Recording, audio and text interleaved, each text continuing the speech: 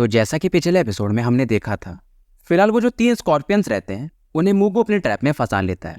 और वही याओ चेन इन्हें पहले से मालूम था कि मूगू इतना सिंपल कैसे हो सकता है। अब आगे याओ चेन यहाँ पर एक ब्लैक क्लॉक पहन के थे और इवन इनको जो डाउकी था वो इस प्रकार से इसे मैनेज करते हैं कि फिलहाल इनके में और अर्थ के बीच में डिफरेंस दिखा नहीं जा सकता। इसका कारण ये था कि एक बार जब याओ चेन एक पिल रिफाइन कर रहे थे तो इन पर एक असैसिन ने अटैक कर दिया था और असैसिन के हराने के बाद उसके जो भी ट्रिक्स वगैरह थे ये सभी चीज़ों को हासिल कर चुके थे, जैसे कि ये ब्लैक क्लॉक, कुछ सीक्रेट मेथड्स जिससे कि आप अपने ब्रीदिंग को भी थोड़ा हाइड कर सकते हो। अब यहाँ पर इन तीनों स्कॉर्पियंस डेविल्स को दिखाया जाता है जिनके सामने 4 लोग डाउजोंग लेवल के खड़े थे और फिलहाल इन तीनों का डाउ की ऑरा को सील कर दिया गया था। अगर ये हल्का भी मूव करते तो इन्हें मारा जा सकता था। बहुत सारे लोग यहाँ पे मरे हुए थे पर ये लोग मूगू के आदमी नहीं थे। ये सब बस मूगू का टेक्निक था ताकि लोगों को अपनी तरफ आकर्षित कर पाए। अब ये जो तीनों स्कॉर्पियंस डेविल थे वो मूगू से माफी मांगने लगते हैं कि और ये बताते भी हैं कि याओ चेन जो है वो यहाँ पर आ चुके हैं। ग्रैंड मास्टर मूगू, बस हम आपको बताने आए थे, हमारा वैसा कोई गलत इरादा नहीं था। पर मूगू फिलहाल इनकी बात मानता नहीं है, इसलिए मूगू यहाँ पर एक बंदे को जो कि डाउ वांग लेवल पर था उसे भेजता है। पर ये डाउ वांग ये आता तो है पर याओ चेन को कहीं देख नहीं पाता है। याओ चेन भी हैरान होते हैं कि यार वो जो असैसिन के सीक्रेट टेक्निक्स थे वो सच में काफी काम की चीज है। अब ये इन्फॉर्मेशन मूगू को मिल जाता है और मूगू यहाँ पर इन तीनों को डांटता भी है और फिर बाद में कहता है कि चलो अगर याओ चेन आ भी गया तो क्या ही कर लेगा, वो अगर अकेले है तो। मूगू के पास भी एक सेम वैसा ही मैप था जो कि याओ चेन के पास था और इस पर भी लिखा हुआ था फ्लेमिंग एंड मंत्रा। और फिलहाल ये इन तीनों से पूछता है कि तुम्हारा वाला मैप कहाँ है। अब ये तीनों तुरंत ही इनके पास भी सेम वैसा ही मैप था मूगू को दे देते हैं। मूगू फिलहाल अब इनको 3 7 टायर की पिल देते हैं जिसे कि सोल अटैचिंग लाइफ सीकिंग पिल कहा जाता है और फोर्सफुली इनको ये खिला देते हैं और बताते हैं कि अगर 7 दिनों में तुम्हें एंटीडोट नहीं मिला तो इवन डाउजुन भी तुम्हारी लाइफ को बचा नहीं सकता।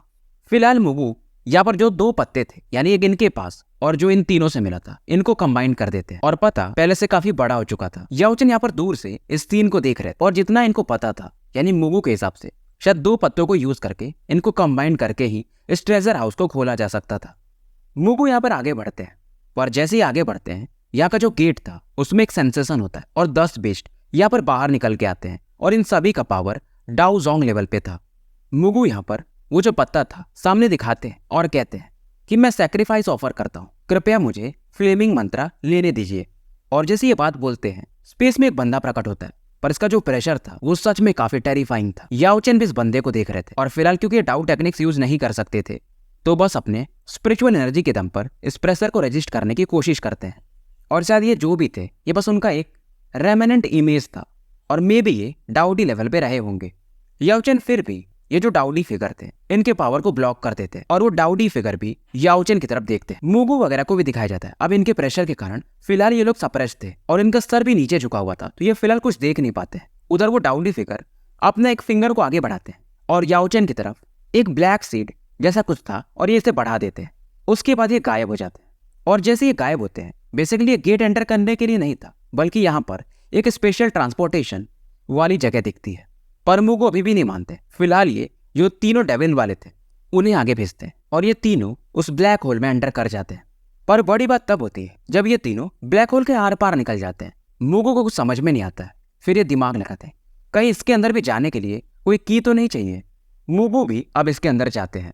मूगू जिनके पास की वो लीफ वाली चाबी थी फिर भी ये इसके आर पार निकल जाते हैं। अब मूगू को लगता है कि ये ब्लैक होल भी एक फेक चीज होगा पर ऐसा था नहीं। लोगों के हिसाब से इसमें से जो स्पिरिचुअल फ्लक्चुएशन निकल रहे थे वो तो रियल थे।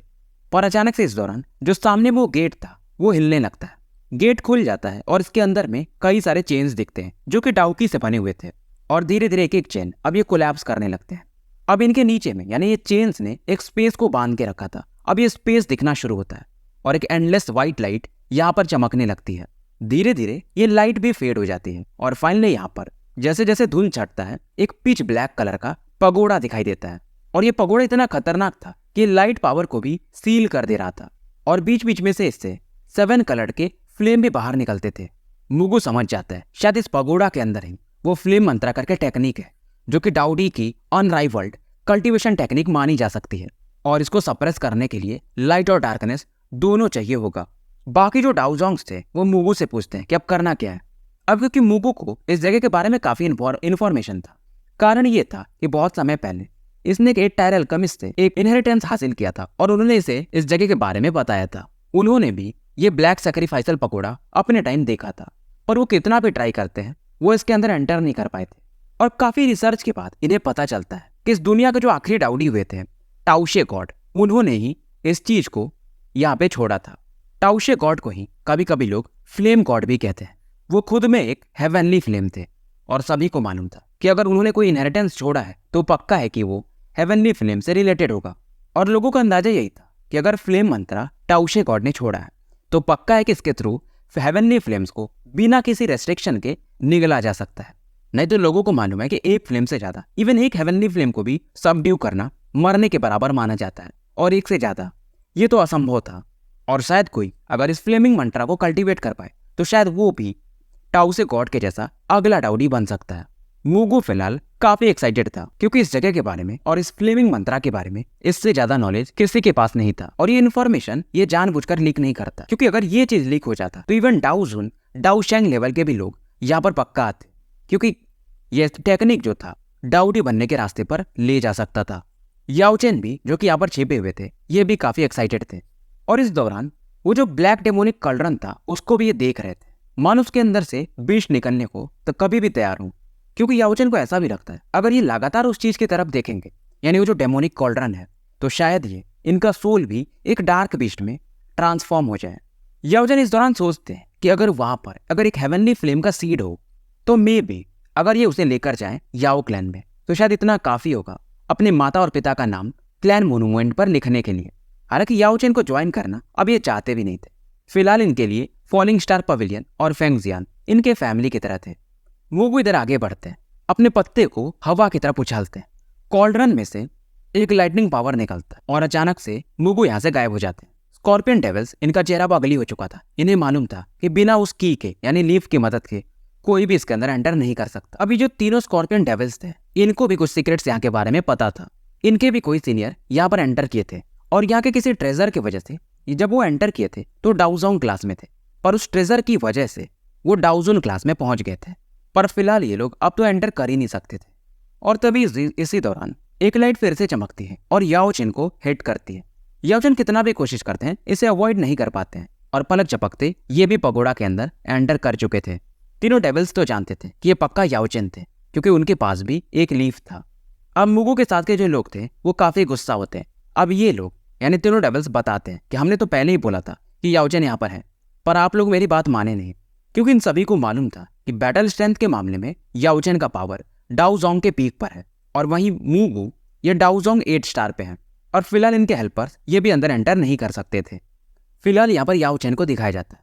ये पगोड़ा के अंदर एंटर तो कर चुके थे, पर रास्ते में इनको मुगू की ऑरा फील होती है। मतलब मुगू ने मानो जानबूझ करके अपनी ऑरा यहाँ पे छोड़ी हो। पर फिलहाल याओचेन इन्हें फॉलो नहीं करते हैं। याओचेन इस दौरान एक फाइटिंग की आवाज सुनते हैं और ये पगोड़ा के पीक की तरफ पड़ते हैं। यहाँ पे काफी बड़ा फॉर्मेशन था और मुगू यहाँ पर उस फॉर्मेशन के अंदर था जिससे कि ये फाइट कर रहा था। अब ये फॉर्मेशन काफी वियर्ड था। इसमें से कई सारे जैसे कि हैमर्स, एक्सेस, घोस्ट वगैरह मुगू पर अटैक कर रहे थे, पर क्योंकि मुगू के पास वो लीफ था तो ये अटैक्स भी मुगू का कुछ कर नहीं पाते हैं। मुगू को फिलहाल अभी तक ये नहीं पता था कि याओचेन यहाँ पे आ चुके हैं और फिलहाल ये इस फॉर्मेशन को डिस्ट्रॉय करने में लगे थे। अब याओचेन सोचते हैं क्या मैं मुगू पर अटैक कर दूं, पर किसी पर पीछे से अटैक करना ये सही नहीं होता है। पर कुछ भी हो, सामने वाला बंदा एक एनिमी है। इस दौरान याओचेन मुगू से कुछ बोलते हैं और तुरंत ही अपने बोन चिलिंग फ्लेम से इस पर अटैक कर देते हैं। अब मुगू यहाँ पर हटने की कोशिश करता है, पर क्योंकि याओचेन का पावर इनसे ज्यादा था प्लस बोन चिलिंग फ्लेम, तो तुरंत ही बोन चिलिंग फ्लेम के कारण मुगू चिल्लाने लगता है और ये चिल्लाता है कि मुगू की याओचेन तुमने ये सही नहीं किया। याओचेन भी इसे डांटते हैं कि तुम ये कहने के लायक हो, तुमने जो किया है, खास करके हानशान वाली स्टोरी, और साथ में तुमने वो तीनों डेविल्स को धोखा भी दिया है। मैं सब पीछे से देख रहा था। और फिलहाल याओचेन यहाँ पर फॉर्मेशन के सेंटर की तरफ पड़ते हैं। इनके पास भी जो लीफ था उसे बाहर निकाल लेते हैं और जो मुगू के पास वो 2 लीव्स थे उनके साथ ये वाला लीफ मर्ज हो जाता है। और जैसे ये तीनों मर्ज होते हैं फॉर्मेशन के बीच में से एक ब्लैक मिस्ट निकलता है। इस दौरान एक 7 कलर्ड हेवनली फ्लेम फॉर्मेशन से बाहर आता है जिस पर लिखा हुआ था फ्लेम मंत्रा। हालांकि याओचेन याओ क्लैन में ज्यादा समय रहे नहीं थे, पर कुछ चीजें इनको याओ क्लैन में सिखाई गई थी। जो फ्लेमिंग मंत्रा लिखा हुआ था वो एक एंशिएंट लैंग्वेज में लिखा गया था और ये समझ जाते हैं कि ये किसी डाउडी का पावर है। और इस समय इनके बॉडी में जो बोन चिलिंग फ्लेम था, मानो वो भी इससे डर रहा हो। याओ चैन यहाँ पर अपने हेवनली फ्लेम को उस तरफ भेजते हैं और जैसे ये भेजते हैं, वो जो 7 कलर का फ्लेम था जिस पर लिखा हुआ था फ्लेमिंग मंत्रा, अचानक से वो याओ चैन के माइंड में एंटर कर जाता है। मूगो क्योंकि ये इंजर्ड था तो यहाँ पर यह हिल भी नहीं पा रहा था। तो स्टोरी यहीं पे समाप्त करते हैं और मिलते हैं फिर कल एक नए वीडियो के साथ।